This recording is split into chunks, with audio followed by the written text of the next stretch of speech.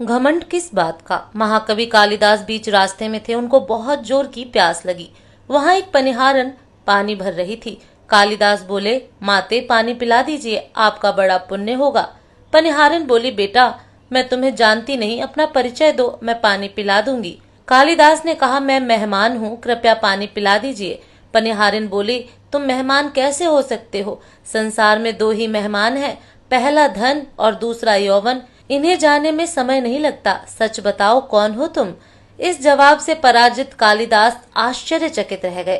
कालिदास बोले, मैं सहनशील हूँ, अब आप पानी पिला दीजिए। पनिहारिन ने कहा, नहीं, सहनशील तो दो ही हैं। पहली धरती, जो पापी पुण्य आत्मा सबका बोझ सहती है, उसकी छाती चीरकर बीज बो देने से भी अनाज के भंडार देती है। दूसरे पेड़, जिनको पत्थर मारो फिर भी मीठे फल देते हैं। तुम सहनशील नहीं हो सकते। सच बताओ, कौन हो तुम?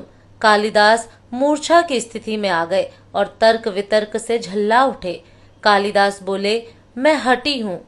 पनिहारन बोली, फिर से झूठ बोल रहे हो। हठी तो दो ही हैं, पहला नाखून और दूसरे केश, कितना भी काटो बार बार निकल आते हैं। सच कहो, कौन हो तुम?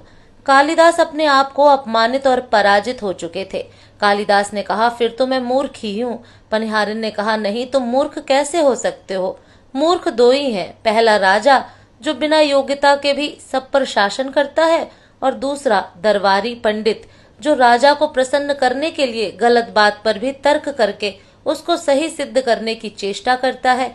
यह बात सुनने के बाद कालिदास कुछ बोल न सका और वह इस स्थिति में वृद्धा महिला पनिहारन के पैर पर गिर पड़े और पानी पीने की याचना में गिड़गिड़ाने लगे। वृद्ध महिला ने कहा, उठो वत्स।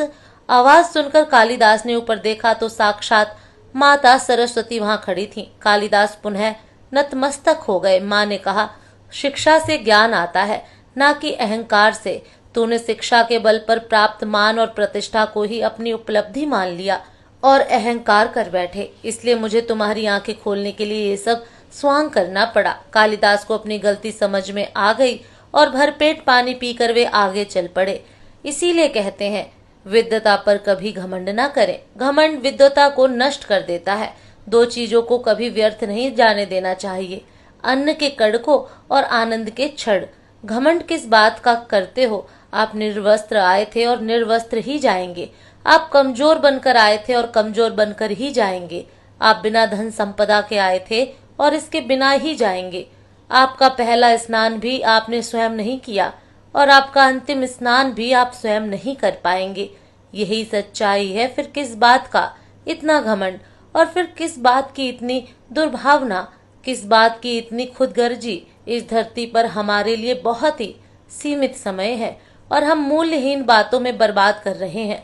इसलिए अभी से प्रभु की आराधना में लग जाइए। दोस्तों, वीडियो देखने के बाद वीडियो को लाइक और सब्सक्राइब करना ना भूलें। फिर मिलेंगे दोस्तों, तब तक के लिए जय श्री कृष्णा।